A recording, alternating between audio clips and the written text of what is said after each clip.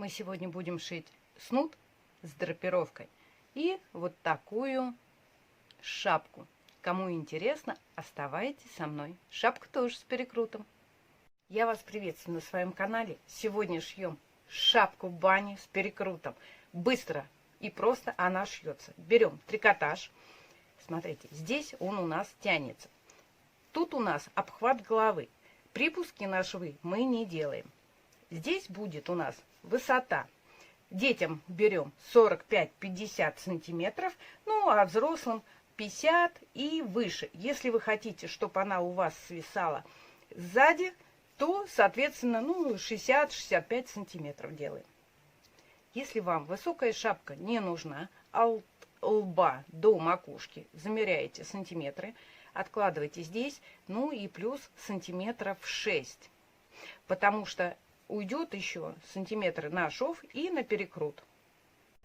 Ткань у нас 2 сложения. Теперь соединяем, прошиваем или на оверлоке. Трикотаж лучше шить на оверлоке. Оставляем отверстие для выворачивания. Прошиваем здесь и здесь. Я сделала небольшие надрезики. Оставила 7,5 сантиметра. Но можно также заколоть булавочками или мелком нарисовать. Прошили вдоль. Теперь мы совмещаем противоположные углы. Это в одну сторону, это в другую. Делаем перекрут.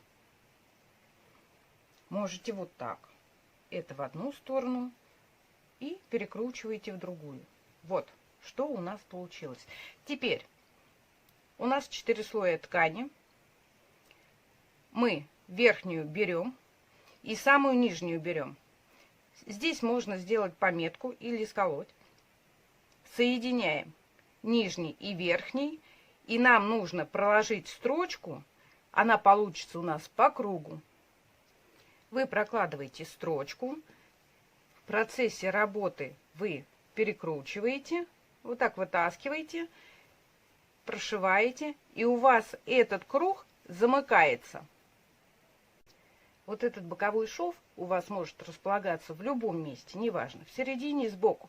Шапка, когда перекрутится, и по лицу вы отрегулируете. Вот такая штука у нас получилась. Это боковой шов, это соединил 2 детали. Теперь выворачиваем через наше отверстие. У нас получилась вот такая шапка с отверстием сверху. Вы можете распределить ваши складки и с изнанки зафиксировать. И получается, у нас один шов будет сзади, с внутренней стороны он будет спереди. И вы можете прогладить здесь шов, сделать отворот и зафиксировать где-нибудь, закрепить ниточкой. Можно перекатить этот шов вовнутрь. И вот наша, в принципе, шапка-то и готова. Все быстро и просто. А если у вас длинные волосы, вы через нее, через это отверстие, можете выпускать волосы. А если у вас шапка сильно высокая, вы сзади можете сделать вот такие какие-нибудь защипы. Отрегулировать. На голове это будет смотреться очень красиво. Высота ее получилась у меня 23 сантиметра, но на сантиметра 3 она выше головы. Если у вас молодежный вариант, то лучше увеличить, чтобы сзади свисало. Сейчас так модно. Оставленные отверстия зашиваете руками или просто соединяете краем вовнутрь и где-то около 1 миллиметра прошиваете на машинке. Из остатков ткани решил сделать снуд. 74 ширина, 54 высота. Но это мало. У меня осталась ткань, и я сейчас, где 74, еще прибавлю, наращу по вот этой длинной ширине. Будем считать, что это у меня целое полотно. Ткань в 2 сложения, ширина 74, высота 34. Итого 68.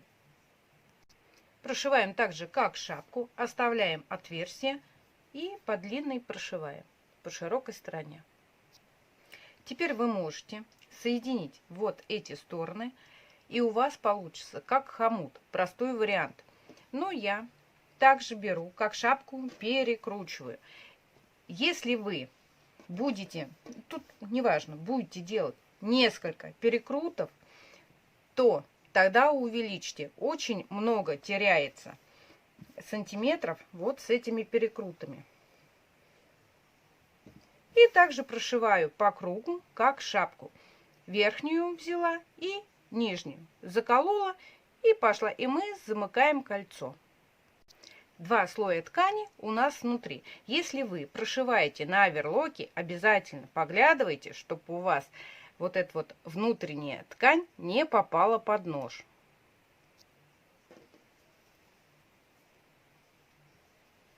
Еще повторяю перекрут. Вот что у нас получилось. Ширина у меня получилась 36 сантиметров. Теперь через отверстие я выворачиваю. Это отверстие также зашиваем. Шов у меня получился сзади. И вот такая драпировка получилась. Смотрите.